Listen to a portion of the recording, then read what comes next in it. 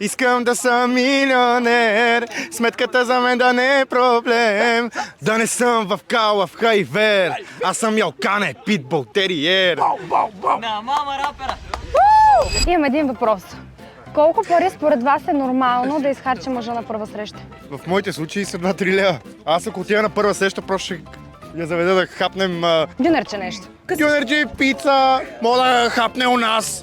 Нещо ще го измислим. Добре, ако хапа у вас, ще изготвиш ли? Ами да, поне това. Брутални препечени филии. Искаш да ти кажа, че примерно аз при вечните филии няма да се впечатля особено. Ама аз имам момиче, което се впечатли. Не, аз съм сигурна, че тя се е впечатлила и от други неща. Ти си много забавен, изключително комуникативен. Нали имаш и други качества, освен филиите, нали, предполагам. Какви са?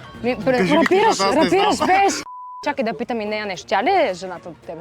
Или не? Айде, сега стана интересно! Каква за тебе е перфектната първа среща? Как си я представяш? Разходка с много разговори за опознаване. На мен това ми е по-скоро. Аз не съм по някакви заведения, скъпи ресторанти и така нататък. По-скоро наистина да се опознае с човека и да разбера дали да продължа комуникацията си с него. Колко според теб като сума стига на месец на един млад човек като теб, за да преживява? Вече сме в евро.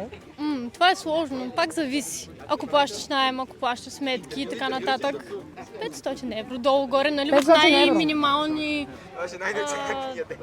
разходи. Сега е момента да ти кажа, че има жени, които си купуват чанти за по 500 евро. Така, да. А ти ме виждаш. Аз не Това съм няма си никакво някаква. значение. Добре, много ти благодаря за деленето време и ти пожелавам хубав ден.